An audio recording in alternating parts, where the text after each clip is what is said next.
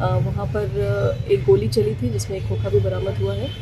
किसी राहुल कुमार यादव नाम के लड़के के द्वारा एक फोटोग्राफ के रिलेशन में ब्लैकमेल। पिछले दिनों बिहार के मुजफ्फरपुर से एक दिल दहला देने वाली खबर सामने आई थी।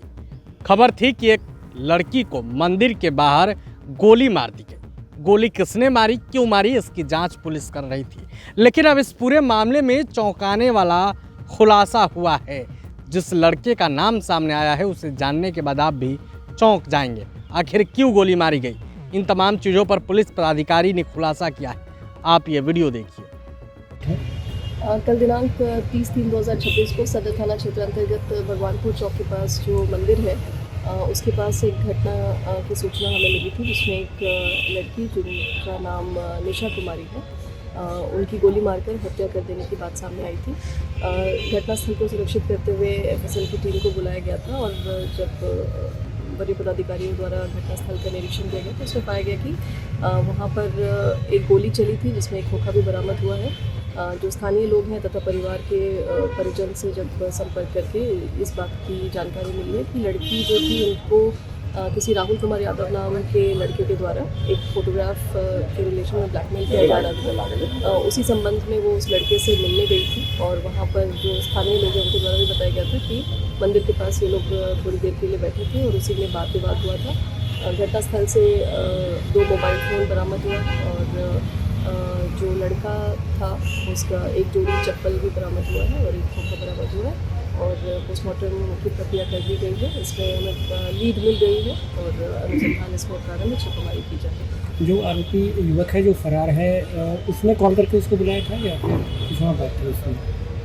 देखिए, अभी कॉल डिटेल्स पे हम लोग काम कर रहे हैं, लेकिन जो परिवार के द्वारा जानकारी दी गई थी तो इनकी बहन के संज्ञान में था कि जो निशा कुमारी है वो इस लड़के से मिलने जा रही है और जो लड़का था उन्होंने ही शायद इन्हें बुलाया था, जिसमें जो फोटोग्राफ था उसको डिलीट करने की बात को लेकर या जो ब्लैकमेल कर रहे थे उसी बात को डिस्कस करने के लिए दोनों आपस में मिले थे। उसके बाद घटना हो गई। किसी एक और लड़की या महिला की साथ में होने की बात थी कि कोई और भी थे इन लोग के साथ?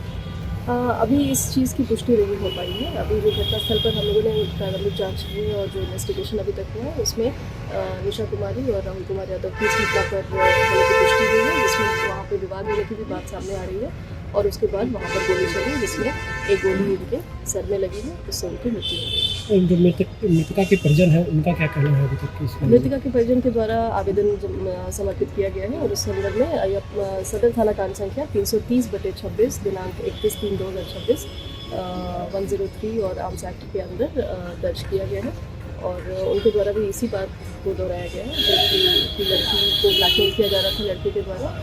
इसकी जानकारी लेकिन स्थानीय थाना या कहीं पर इसकी शिकायत नहीं की गई थी और आपस में ही इस बात को सुलझाने के लिए लड़के के द्वारा लड़की को बुलाया गया था, जिसमें वो उनसे संपर्क करके मिली है और वहीं पर बात बनेगी इसकी।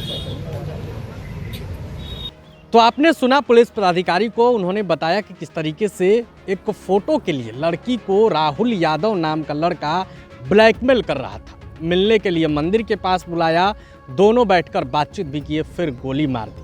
लेकिन सवाल यह है कि बिहार में अपराध इतनी चरम पर क्यों है। एक तरफ जहां बिहार के गृह मंत्री सम्राट चौधरी कहते हैं कि बिहार या तो अपराधी छोड़ देंगे या फिर मारे जाएंगे, लेकिन अपराध कम होने का नाम नहीं ले रहा, ये बड़ा सवाल है। लेकिन देखना होगा कि इस मामले में अब आगे क्या कुछ कार्रवाई होती है। हम आपको पल पल की अपडेट देंगे। अब बने रहे प्रभात खबर के साथ। शुक्रिया। प्रभातखबर.com, विश्वास वही, रफ्तार नहीं।